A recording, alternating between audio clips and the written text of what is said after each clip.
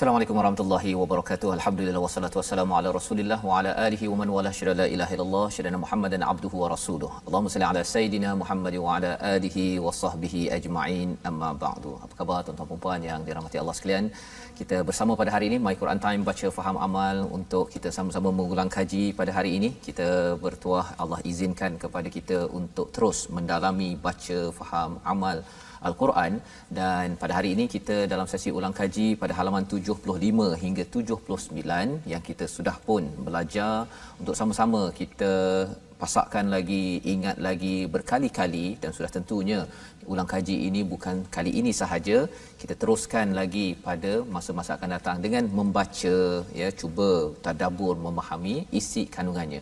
Dan pada hari ini kita bersama dengan pencarah daripada Universiti Islam Antarabangsa Malaysia, Ustaz Abdullah Bukhari. Assalamualaikum Ustaz. Waalaikumsalam. Alhamdulillah, ahlan Ustaz ya. Okey, InsyaAllah. Dan Ustaz Tarmizi Abdul Rahman. Ustaz. Apa khabar Ustaz? Alhamdulillah Hari Ustaz. ini Ustaz ya. Ustaz Fazrul sihat? Alhamdulillah.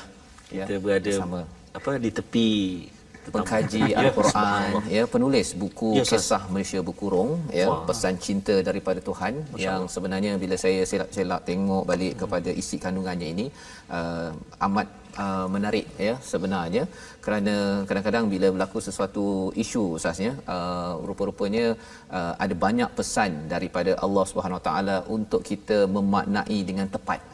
Jangan ambil secara tak tepat, ya. Kita rasakan bahawa dalam PKP ini ada kaitan dengan konspirasi ke apa sebagainya, betul ke tak betul, ataupun dikaitkan dengan Yahudi ke, kan. Jadi perkara-perkara tu di dalam sini penuh dengan ayat-ayat Al-Quran dan hadis, ya, yang mencerahkan lagi, ya. Kita masih lagi PKPP, ya, tetapi paling pastinya salah satu hadiah daripada Allah SWT dengan COVID-19 ini adalah My Quran Time, ya. Dan kita bersama dengan Ustaz Abdullah Bukhari pada hari ini untuk sama-sama kita melihat kepada halaman 75 hingga 79. Kita mulakan dahulu dengan Ummul Quran Al-Fatihah bersama Ustaz Tarmizi. Baik, terima kasih kepada Ustaz Fazrul. Yang saya muliakan kepada Ustaz Abdullah Bukhari, khususnya yang saya kasihi tuan-tuan dan puan-puan sahabat-sahabat Al-Quran yang dikasihi Allah Subhanahu Wa Taala sekalian. Seperti biasa, mari kita sama-sama mulakan dengan Ummul Quran surah Al-Fatihah. أعوذ بالله من الشيطان الرجيم بسم الله الرحمن الرحيم الحمد لله رب العالمين الرحمن الرحيم مالك يوم الدين إياك نعبد وإياك نستعين اهدنا الصراط المستقيم صراط الذين أنعمت عليهم غير المغضوب عليهم ولا الضالين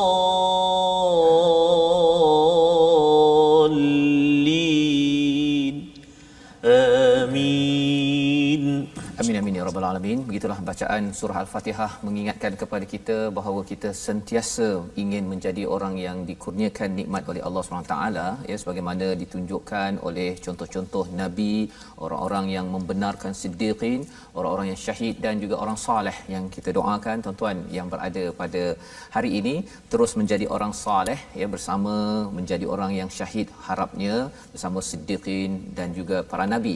Yang kita lihat perjuangan nabi pada perang Uhud ini dikomentar, ya, dianalisis seawal pada pertengahan surah Ali Imran dan menuju ke hujung pada halaman 75 ini masih lagi Allah bercerita tentang analisis komentar tersebut, tentang musuh, tentang kalau katakan rasa banyak sangat perangai orang-orang di sekeliling yang menyakiti nabi, maka Allah membawakan kepada kehebatan Allah Subhanahu Wa Taala pada ayat 189 diikuti dengan ayat 190, iaitu bagaimana kita ini ingin terus menguatkan iman padahal sebenarnya ada banyak cabaran di sekitar kita di peringkat makhluk bersama dengan insan manusia.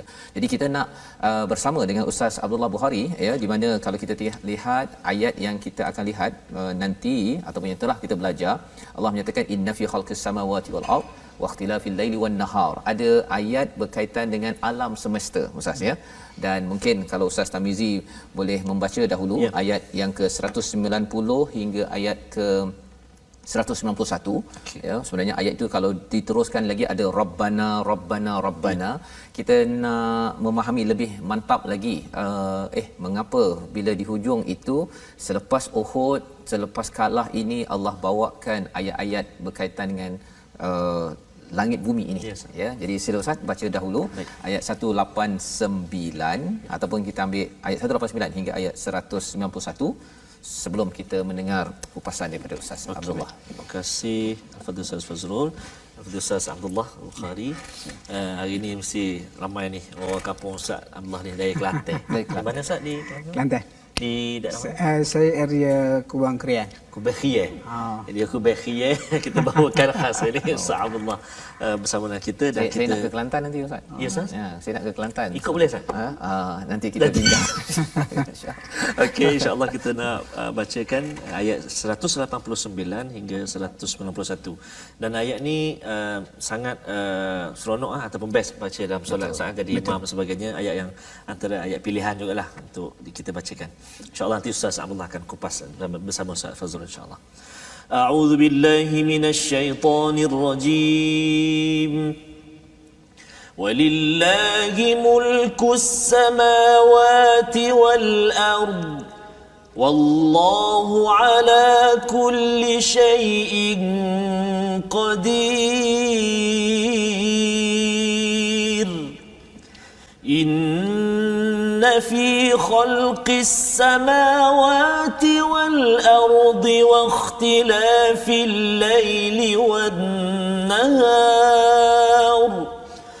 واختلاف الليل والنهار لآيات لأولي الألباب الذين يذكرون الله قياما وقعودا وعلى جنوبهم ويتفكرون في خلق السماوات والأرض ربنا ما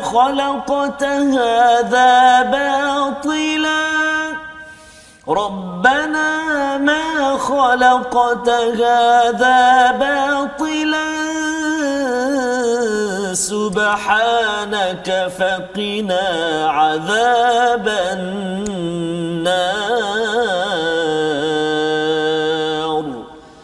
صدق الله العظيم.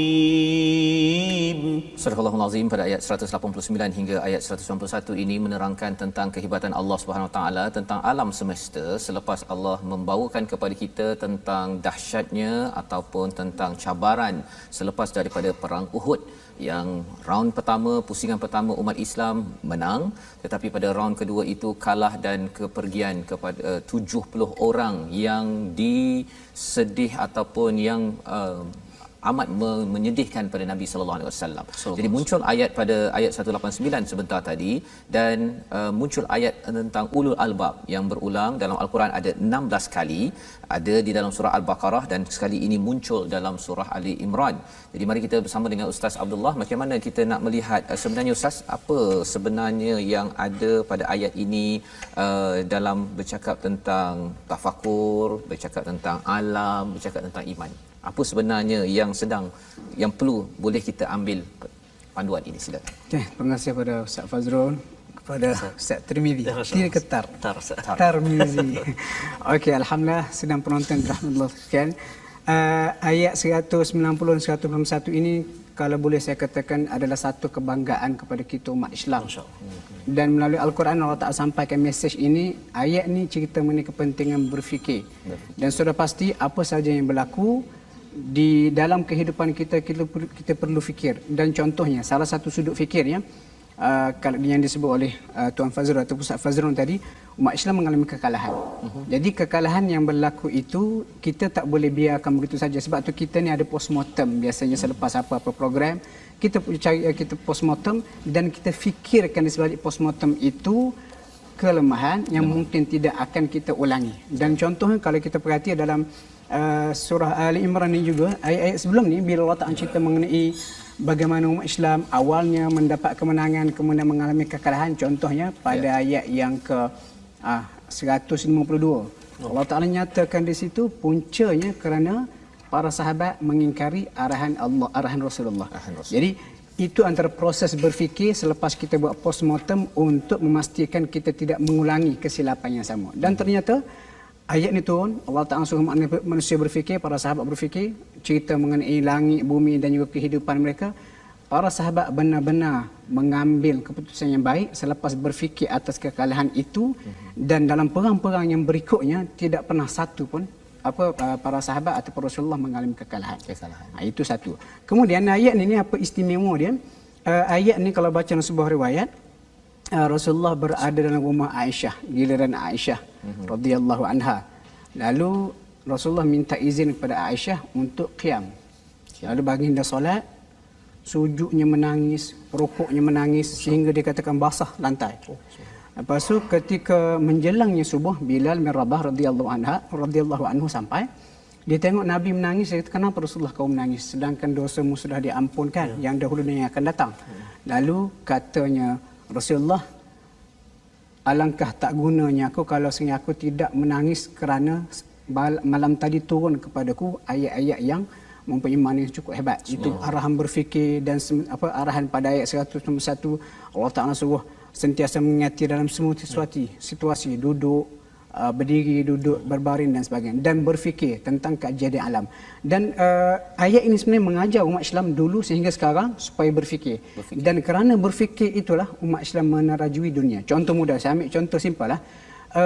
Air di tanah Arab ni susah nak dapat. Air susah nak dapat. Semasa hijrahnya ke Rasulullah ke Madinah, air dimonopoli oleh orang Yahudi. Jadi air ini menjadi satu keperluan ibadat. Nak semayang, kena ada wuduk. Jadi umat Islam terpaksa fikir. Dan ayat-ayat seperti ini pun mengarahkan manusia berfikir. Lalu selepas berfikir itulah keluar berbagai-bagai idea-idea yang kita kata seperti water engineering dan sebagainya. Itu satu contoh. Cerita nak tentukan waktu solat, tengok matahari dan berbagai lagi. Dan titik asalnya berasal daripada berfikir. Dan ayat ini Allah Ta'ala kata apa? Rabbana ma khalaqta hadha batila. Tuhan kami, kamu tak cipta ini sia-sia. Maksudnya ada sebab-sebab, ada sesuatu yang perlu difikirkan, dan bila berfikir akan keluar berbagai solution, ilmu, keperluan dan sebagainya. Masya-Allah.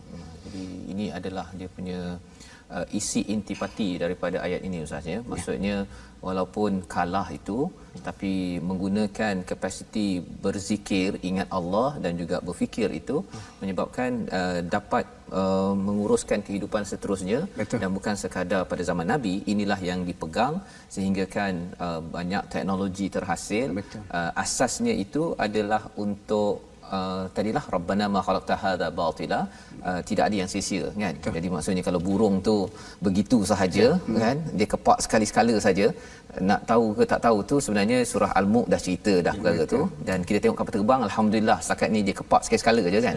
Kalau dia kepak banyak kali kapal terbang tu, rasanya tak naik kapal terbang kita ya. Kerana apa? Kerana turbulence yang berlaku kan, dia punya ribut berlaku kerana banyak kepakan oleh kapal terbang. Jadi cara berfikir begini, melihat alam, dan kalau dia ada satu kaedah Ustaz ya, kalau dalam inovasi ni namanya TRIS. TRIS ini sebenarnya dia orang Yahudi dekat Europe yang menggunakan teknik ini. Jadi kemahirannya ialah dia inovasi paling baik adalah apabila dia mencontohi kepada alam.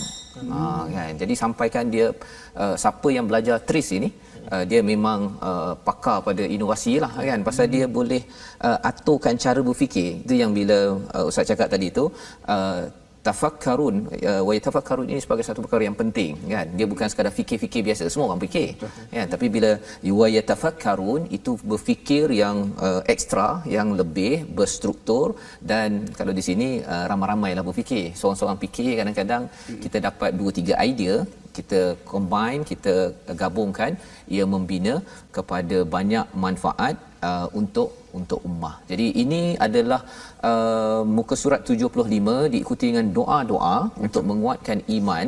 Dan kalau muka surat akhir daripada surah Ali Imran, Ustaz ya, maksudnya kita dah di akhir ini, ada kisah kalau di ayat 199 itu bercakap tentang ahli kitab. Pasal sebenarnya ahli kitab ini di dalam surah Al-Baqarah memang kena hentam. Betul. Dalam surah Al-Imran ni memang kena hentam banyak kali. Memang kalau baca tu, memang antara utul kitab, orang diberi kitab dengan ahli kitab ni memang diberi baik punya. Tetapi rupanya di sini ada pujian pula, Ustaz ya. Kalau boleh Ustaz rungkaikan ayat 199 ni, ataupun Ustaz baca dulu ya, dan kita dengar macam mana ya Ustaz pun boleh baca ni. rungkaian. Silakan. Okay, Ustaz. Kita nak baca ayat 199 saya. Mohon izin Ustaz ya. Ya, sila. Insya-Allah. Jom sahabat-sahabat Al-Quran, kita berada di helaian terakhir surah Ali Imran. Betul. Ayat kita nak baca sekarang ayat 199 di muka surat 76. A'udzu billahi minasy syaithanir rajim. Wa inna min ahlil kitab laman yu'minu billahi wa ma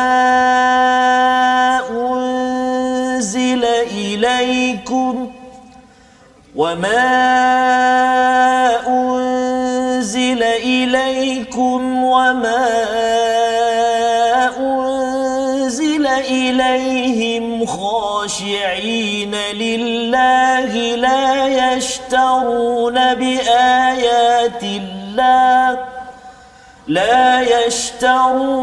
بآيات الله ثمنا قليلا أولئك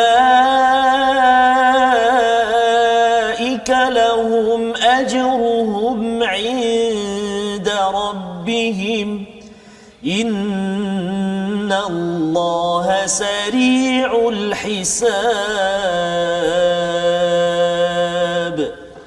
صدق الله العظيم.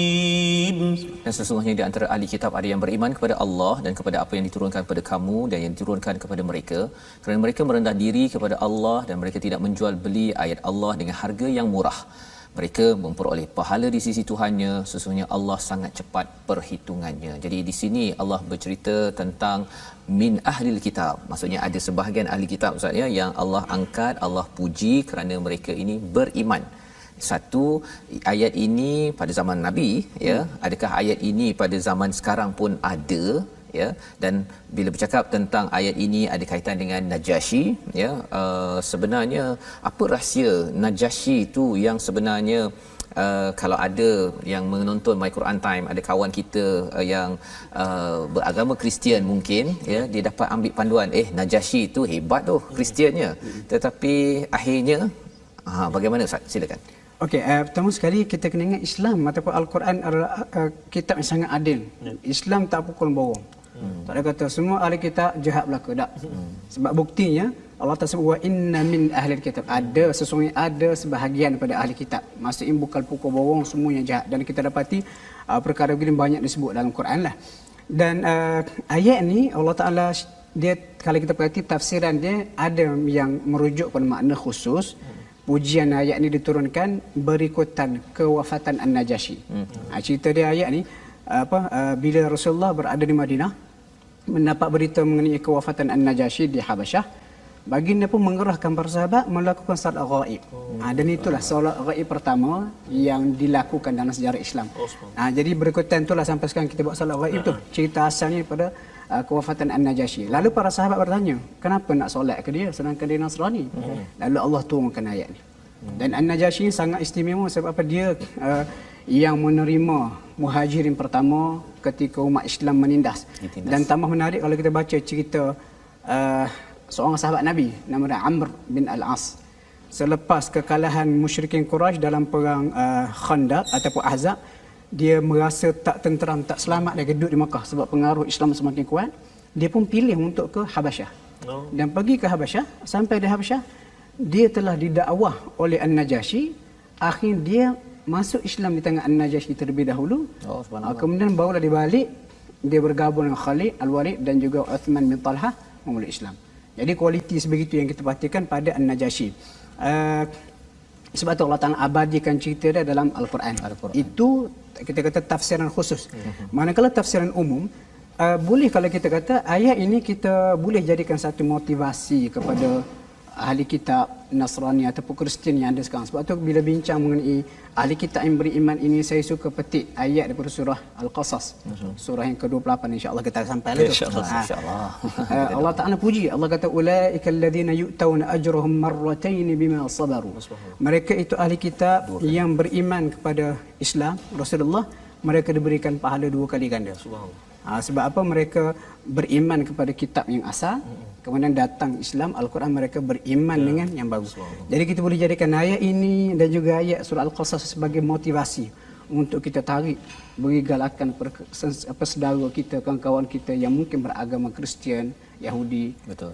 Kata, anda masuk Islam, anda tidak buang agama lama, tapi anda update agama yang sedia ada. 2 kali ganda, ya, 2 kali ganda. Subhanallah. Kita pun tak dapat. Kita pun tak dapat, ya. Pasal itu adalah perjuangan sebenarnya, ya.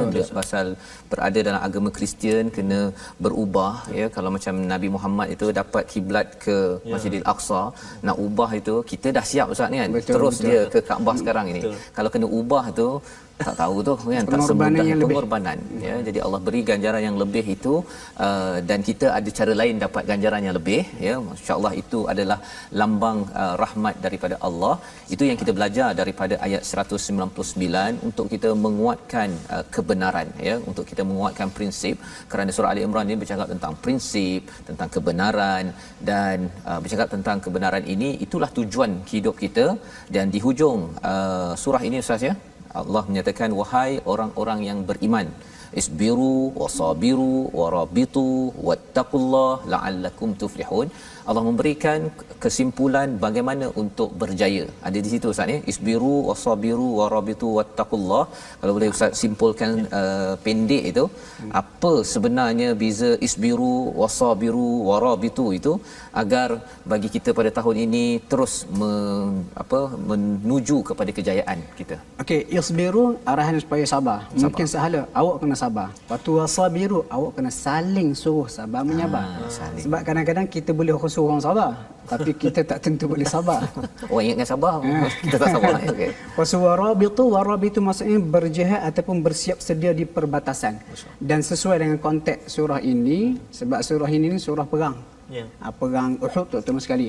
Dan yang terakhir wattaqullah, dan bertakwa kepada Allah. Jadi kesimpulan rangkuman sabar, saling sabar menyabar, kita bersedia untuk memperjuangkan agama seperti apa yang dibuatkan para sahabat perang Uhud, dan kita jaga hubungan kita dengan Allah dengan arti kata takwa. Itu rangkuman yang boleh memberi kejayaan kita dunia dan juga akhirat. Masya-Allah, ya. Jadi itu sabar Ustaz, ya. Banyak kali perkataan sabar ini diulang, ya, sehingga kan ketika analisis Uhud sebelum ini pun Allah cakap tentang sabar dan takwa Ustaz, ya. Jadi bila Ustaz cakap sabar, mengingatkan orang untuk sabar, biasanya bila kita cakap orang lain sabarlah kan, orang marah kan. Tapi sebenarnya apa maksud sabar yang sebenarnya yang dimaksudkan dalam Al-Quran, dalam surah Al-Asr pun kan, dengan kebenaran, nasihat dengan kebenaran dan dengan kesabaran. Jadi di situ Ustaz, untuk mungkin memastikan bahawa kefahaman sabar ini jangan disalah faham. Okey, sabar ni dia banyak sudut, banyak dimensi. Satu, sabar ketika musibah. Satu lagi sabar meninggalkan maksiat. Kena sabar tu. Memang sedap maksiat ni. Sebab ada ajinomoto, ada perencah setan tu. Yang ketiga, sabar dalam melakukan ibadat. Dan sabar melakukan ibadat pun susah juga. Orang tengah tidur malam, kita sabar bangun solat malam, nak sabar baca Quran. bangun, bukan sabar tak apa. Bukan sabar tak kata kan. Ada juga yang begitu Ustaz ni. Maksudnya sabar tu sabar ketika ditimpa musibah, sabar meninggalkan maksiat, sabar melakukan kebaikan. Jadi 3 sudut yang kita belajar tadi itu, sabar meninggalkan dosa, melakukan kebaikan dan meninggalkan maksiat. Ya, jadi itu 3 sudut yang kita boleh kekalkan sebagai checklist kita bersama, ya, mengakhiri kepada surah Ali Imran, surah untuk kita berada pada kebenaran. Syaratnya mesti sabar, mengingatkan sabar dan bertahan teguh. Dan insya-Allah kita berehat sebentar. Kita akan menyambung surah An-Nisa sebentar lagi. Ulang kaji kita My Quran Time, baca, faham, amal, insya-Allah.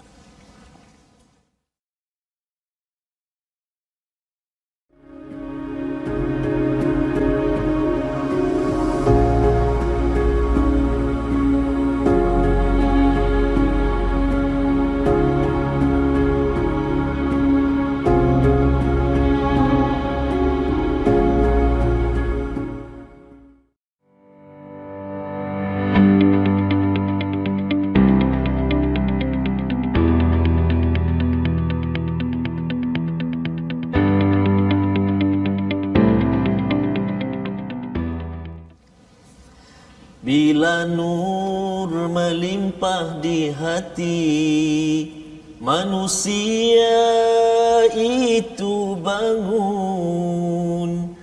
Bangun daripada mana? Bangun ataupun keluar daripada cahaya kegelapan menuju cahaya keterangan, cahaya kepada Allah Subhanahu Wa Taala yang dipimpin dipandu oleh Al-Fadhil Ustaz Abdullah, Ustaz Fazrul dan Al-Quran itu sendiri. Subhanallah saya.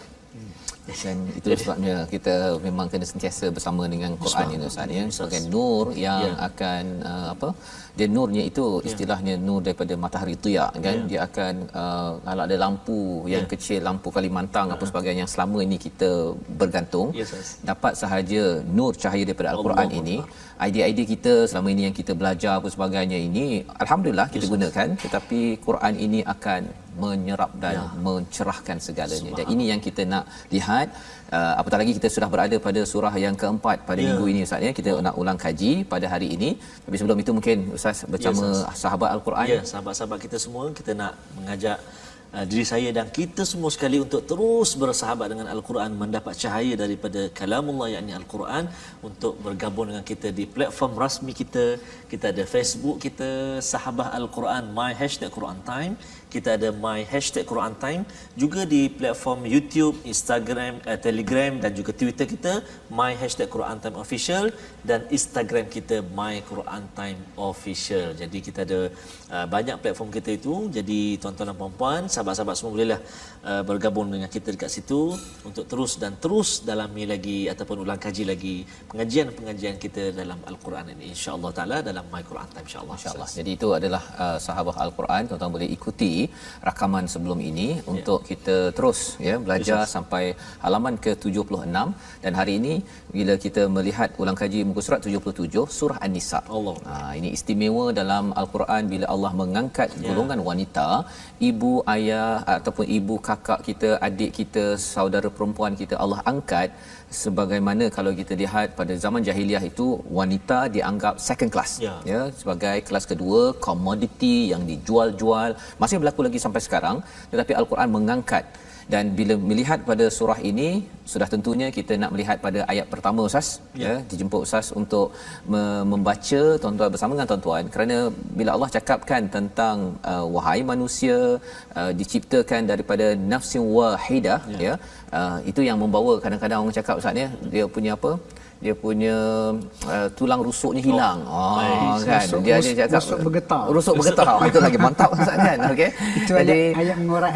Ayat mengorak tu kan. Jadi ini tulang rusuk ni betul ke tak betul ni ya, yang bengkok, patah apa semuanya tu kan. Jadi ini kita kena tanya pada pakar. Tapi kita jemput dulu pada Ustaz Tarmizi, kita baca dulu, pastikan kita baca dengan betul, jangan bergetar Ustaz ya. Okey, baik, sila. Baik, terima kasih kepada Ustaz Fazrul, Ustaz Abdullah, khususnya tuan-tuan dan puan-puan sahabat Al-Quran semuanya. Kita getarkan rusuk kita dengan kalam Allah. Subhanallah. Jangan sampai ketar-ketar suara. Okey. Bismillah. Ayat yang pertama saya. Ya. Di muka surat 77 surah An-Nisa. A'udzu billahi minasyaitonir rajim. Ya ayyuhan nasu اتقوا ربكم الذي خلقكم من نفس واحدة وخلق منها زوجها وبث منهما رجالا كثيرا ونساء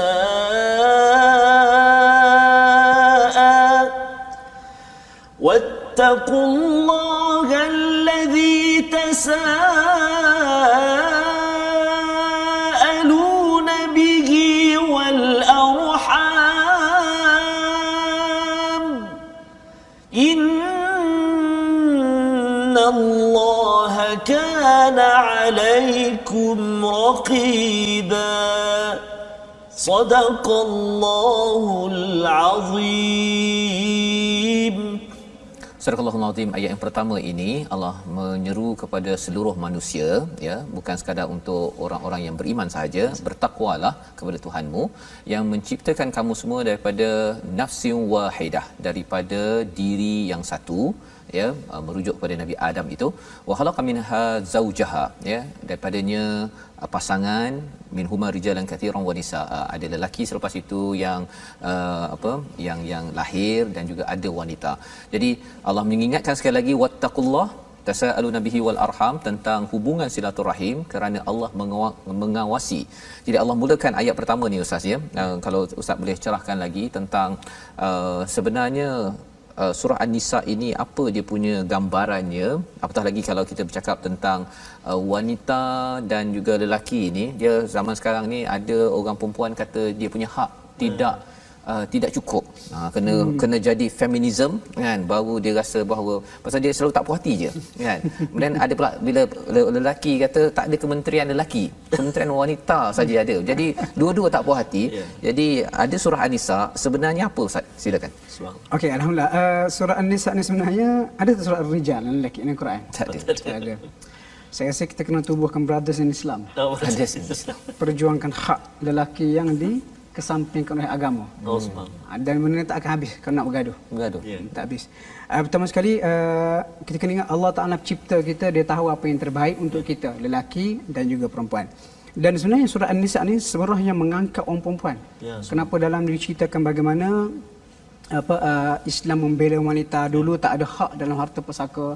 Turun surah, dia jadi satu dokumentasi yang pasti yang mesti diikuti oleh orang Arab pada zaman Nabi, lalu mereka terpaksa korbankan budaya jahiliah. Maksud diberikan hak sepatut kepada wanita. Dan surah An-Nisa ni mempunyai hukum-hukum yang banyak sekali, bahkan dengan turunnya surah An-Nisa memberi jawapan banyak juga kepada hukum-hukum yang tanpa penglibatan wanita kita di dunia ini akan jadi pincang. Kena ada wanita barulah seimbang, dan juga kita kata kehidupan dunia pun akan adil, stabil, dan juga kita boleh hidup dengan sempurna. Jadi itu adalah intisari sebenarnya surah An-Nisa ni Ustaz, ya. Sehingga kan Allah banyak memberikan peraturan demi peraturan, ya, bukan sekadar nilai tapi peraturan dalam surah ini. Kerana kalau sekadar nilai saja, kadang-kadang kita kata menghormati, meraihkan, tapi kalau tidak ada peraturan, akhirnya golongan wanita inilah yang sering dikomoditikan, ya, yang dimanipulasikan, dijual, dan ia masih lagi, kalau berlaku pada zaman jahiliah, ia masih berlaku pada zaman ini kalau ia tidak dipandu dengan cahaya daripada Allah Subhanahu Wa Taala. Dan kita teruskan dengan ayat yang kedua bercakap tentang perjuangan kepada anak yatim Ustaz, ya. Dan ayat yang ketiga itulah yang biasanya sebelum tu yang rusuk wanita atau tidak tu. Ya, yang rusuk wanita tu Ustaz. Macam mana tu? Penting sebab bergetar tadi lupa terus. Bergetar. Masa bergetar dia terlupa terus kan. Jadi satu rusuk kan, kemudian bengkok. Kemudian kalau kuat sangat patah, kalau tidak dia kekal bengkok. Itu semuanya adalah doa-doa pada orang yang sedang bergetar kan. Okey, jadi sila Ustaz, macam mana, apa kefahaman? Dia sebenarnya ayat ini Allah kata dicipta yang biasa kita dengar. Mula sekali Allah Ta'ala mencipta Adam. Kemudian Adam kesepian, lalu Allah Ta'ala ambil rusuk kiri dia. Lalu dicipta daripadanya Hawa. Sebenarnya kalau berdasarkan nas yang sahih, tidak disebut rusuk kiri. Dan sekadar pembacaan saya, yang cerita rusuk kiri itu riwayat Israiliyat. Israiliyat. Jadi kalau orang nak sekarang boleh check lah kiri ni cukup tak. Okey. Lepas tu saya pesan ke student saya yang pelajar-pelajar perempuan UA, kalau ada budak-budak lelaki yang mengorak kata, kenapa tengok awak saya rasa bergetar je rusuk belah kiri? Jawapan dia Israiliyat. Oh, insya-Allah. Okey. Dia ayat ni ada yang memegang berdasarkan makna zahir. Sebab Nabi kata dicipta daripada rusuk yang bengkok. Memang daripada rusuk Adam secara yang zahir. Tetapi ada juga pandangan lain mengatakan Nabi menggunakan metafora.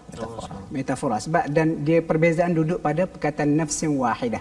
Yang mengatakan dicipta daripada Adam nafsin wahidah, dirinya satu, Adam itu pasangannya, dia sebut nafsin wahidah itu fizikal Adam.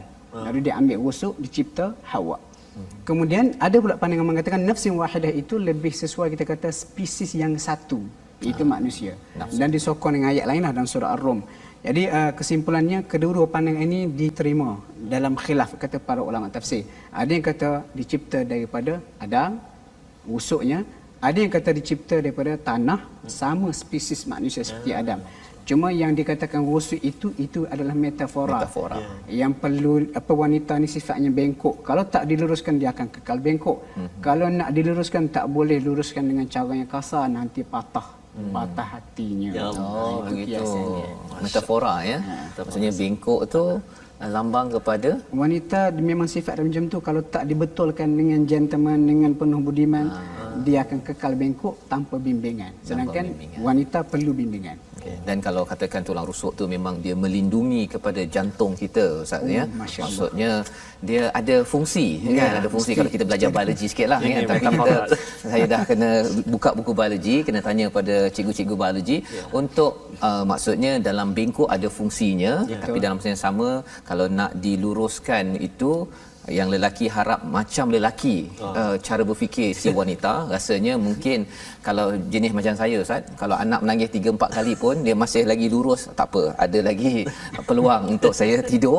Rasanya mungkin anak saya tak dijaga oleh si isteri kan. Jadi perbezaan yang ada itu adalah untuk kita saling lengkap melengkapi Ustaz ya, untuk kita saling menghormati. Dan inilah yang kita boleh belajar sedikit ya, ringkas pada hari ini, ulang kaji kita pada ayat yang pertama. Dan bila kita terus pada ayat yang kedua bercakap tentang harta anak yatim ya, dan ayat yang ketiga ini saya pernah buat program di Terengganu bersama orang-orang Terengganu ya, dan nanti pun kita insya-Allah akan Terengganu. Ada seorang ni dia kata, Ustaz, dia belajar tadabbur tazakur ya, belajar tadabbur, dia kata boleh tak tadabburkan ayat nombor 3. Kan. Jadi Ustaz Tarmizi baca dulu. Kemudian nanti kita nak dengar tadabbur ayat 3 pasal dia seorang lelaki lah kan. Banyak-banyak ayat, saya kata pelik pula. Kemudian saya tengok ayat 3, oh patutlah kan. Okey. Silakan Ustaz. Baik. Jadi dalam muka surat ni ayat 3 macam ni. Ayat 3 banyak-banyak tu ayat 3. Banyak-banyak ayat 3 Ustaz. Kita tunggu nanti ya. Kita baca dulu insya-Allah ayat yang ketiga dalam surah An-Nisa ni di muka surat 77. A'udzubillahi minasyaitonir rajim. وَإِنْ خِفْتُمْ أَلَّا تُقْسِطُوا فِي الْيَتَامَى فَانكِحُوا مَا طَابَ لَكُم مِّنَ النِّسَاءِ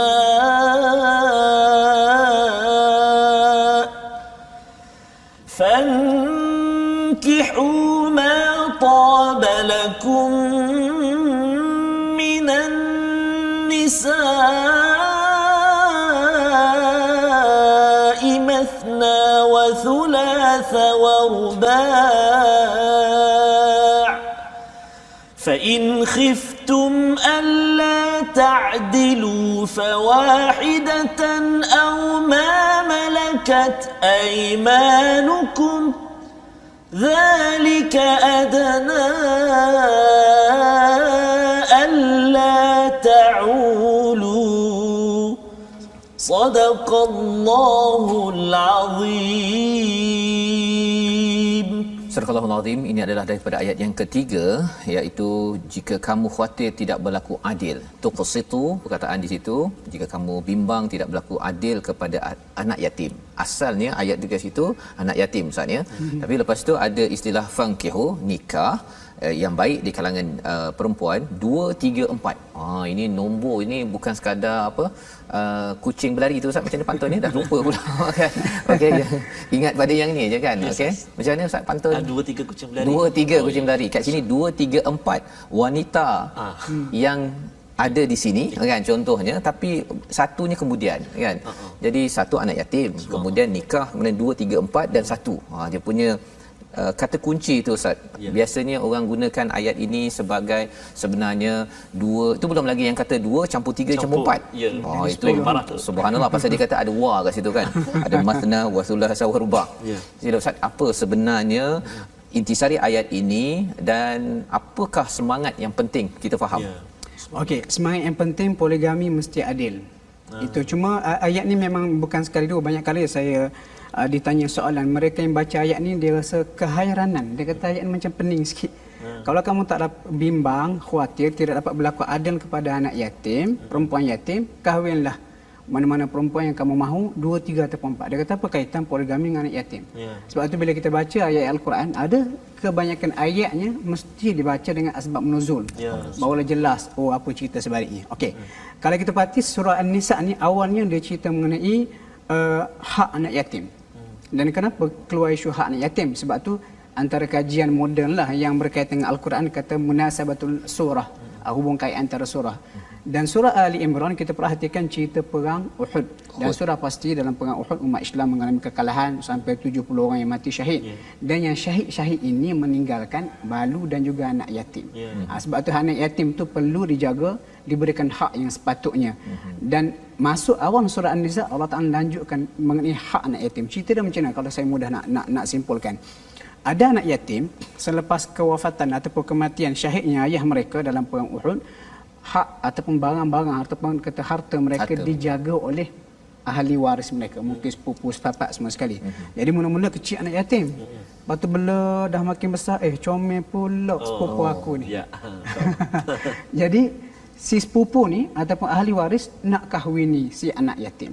Dan bila nak kahwini si anak yatim, dia pun terfikir mahar yang biasanya pada kadar tertentu untuk orang lain. Jadi kata budak ni aku jaga daripada kecil. Jadi apa perlunya aku beri mahar tinggi seperti orang lain. Jadi untuk mengelakkan berlakunya penindasan hak mahar kepada si anak yatim itu, Allah Ta'ala beri pilihan. Allah kata kalau kamu takut tak mampu berlaku adil pada anak yatim yang kamu jaga ni, dari segi pemberian mahar, kamu tak payah kahwin dengan dia lah. Kamu kahwin dengan wanita lain. 2 ke 3 ke 4. Itu cerita di sebalik ayat ni. Tapi dia mula dengan 2 tu Ustaz ni. Dia gini sebenarnya 2 tersebut macam kita kata ini ada gaya bahasa Arab. Gaya bahasa Arab ataupun Al-Quran. Dia cerita ini maksimum. Kalau nak takat ni boleh 4 orang. Tapi kalau kamu takut tak dapat berlaku adil, seorang cukup. Cuma ada yang bincang. Dia kata kalian nak tahu adil ke tidak, kena kahwin banyak dulu. Baru tahu. Baru tahu adil. Itu sebenarnya bagi saya adalah satu langkah yang berisiko.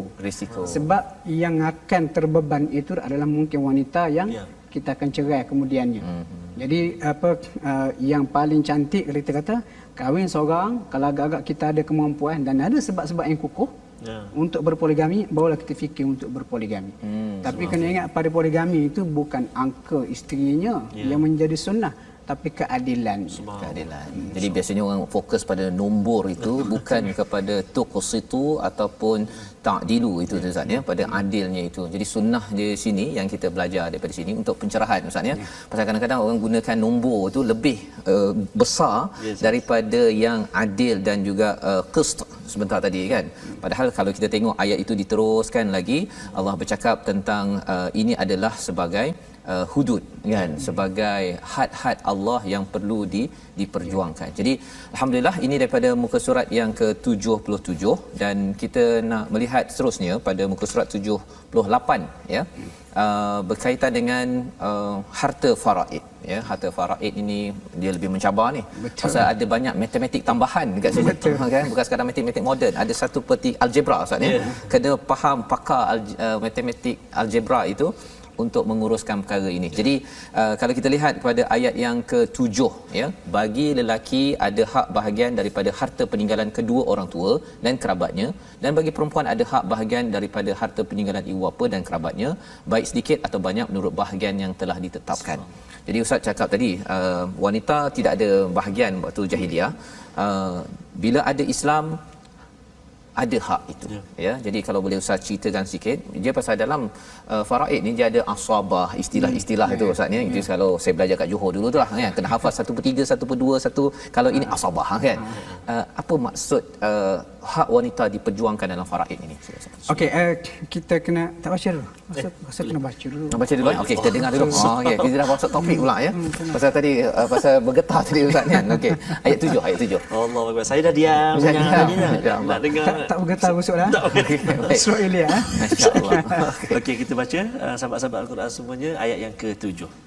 A'udzubillahi minasyaitonirrajim.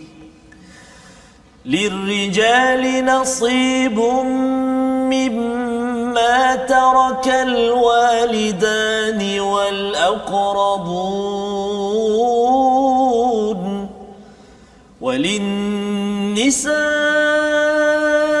نصيب مما ترك الوالدان والأقربون مما قل منه أو كثر نصيبا مفروضا صدق الله العظيم.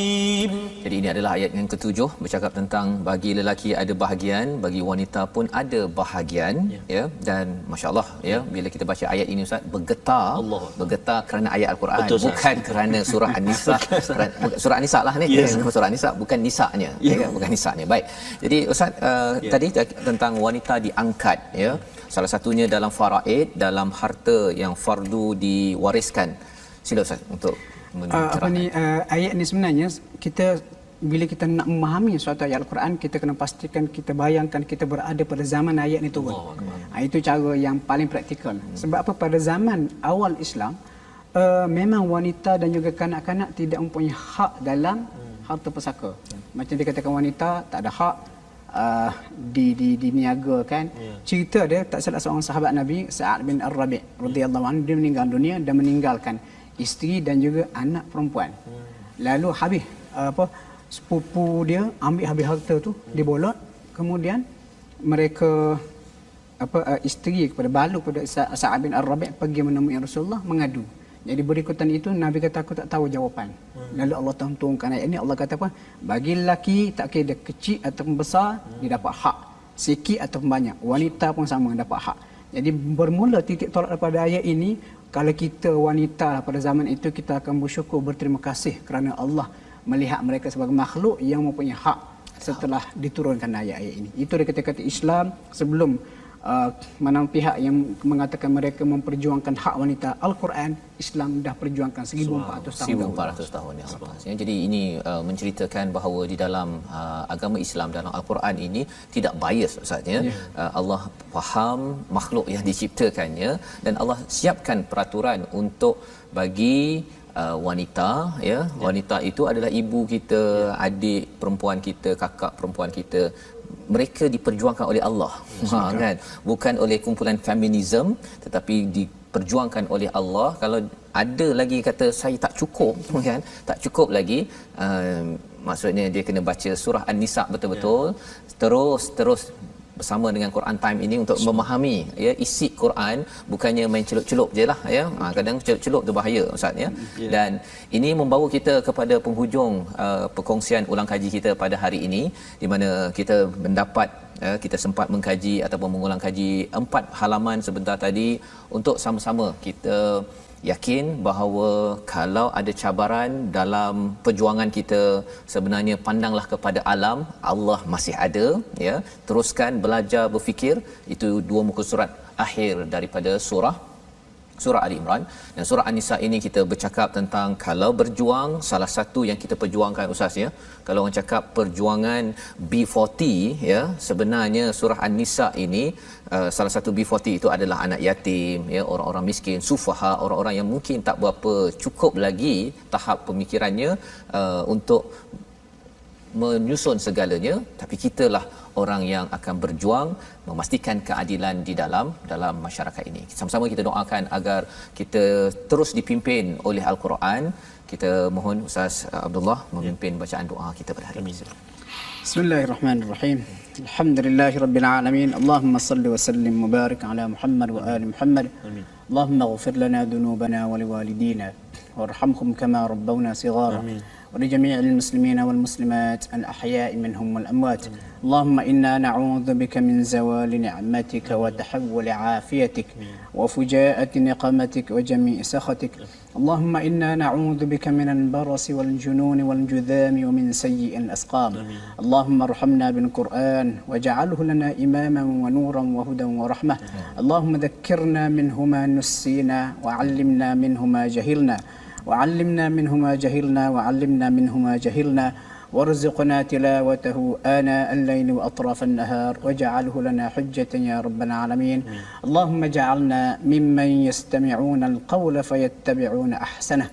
صلى الله على محمد وعلى آله وصحبه وسلم. الحمد لله رب العالمين. تقبل الله منا ومنكم. Assalamualaikum warahmatullahi wabarakatuh. Moga-moga Allah mengabulkan doa kita, menjadi orang-orang yang sentiasa mendengar, ya, memilih yang terbaik untuk kita, ikuti, selepas kita mendengar sudah pastinya yang terbaik itu daripada Al-Quran, kita ikuti dengan amalan-amalan yang terbaik.